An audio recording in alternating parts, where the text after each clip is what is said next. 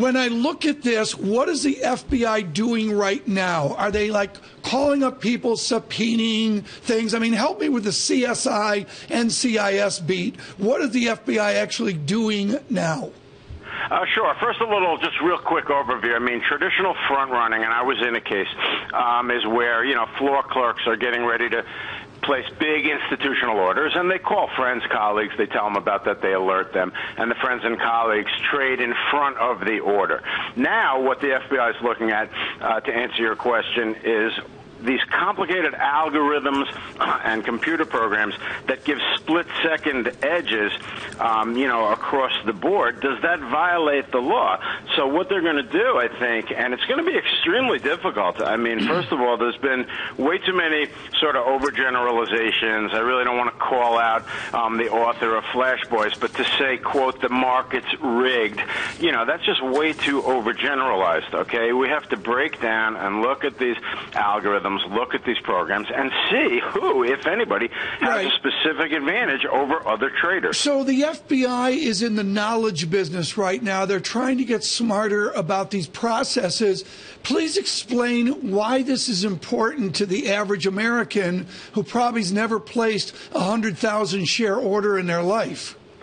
Well, yeah, I mean, the point is that, when you have a journalist writing a book and he says, the market's rigged, that gets Main Street and the average investor's attention big time, because they're like, wait a minute, I'm not playing on a level field.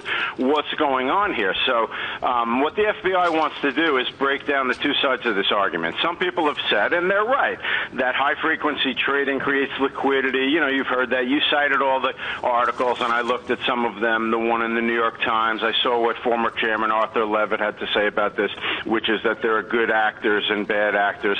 But the reality is the average person wants to know, wait a minute, when I'm making trades, am I laboring at a disadvantage? And I think the jury's out, no pun intended. I don't think we know that yet from a legal standpoint. Other people, by the way, real quick, have overgeneralized and said, this is legal. They need to change the regulations. That's also an overgeneralization because it's case-by-case specific, Tom. And if you can show that in a particular instance, somebody traded, albeit even in a split-second fashion, ahead of others, then it could be illegal. Yeah, Adam Johnson, jump in here. Doug Burns, you describe Mr. Lewis's assertion that the market is rigged as overgeneralized.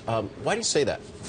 Well, how in the world can you turn around and reduce, I'm chuckling and I apologize, reduce thousands and hundreds of thousands of complicated trading principles that go on every day and just willy-nilly come out and say, oop, the market's rigged, guys.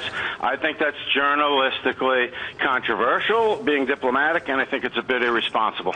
Hey, Doug, briefly before we say thank you and goodbye, if there is some sort of smoking gun out there in the data, what do you think it would be? And again, you're a former federal prosecutor.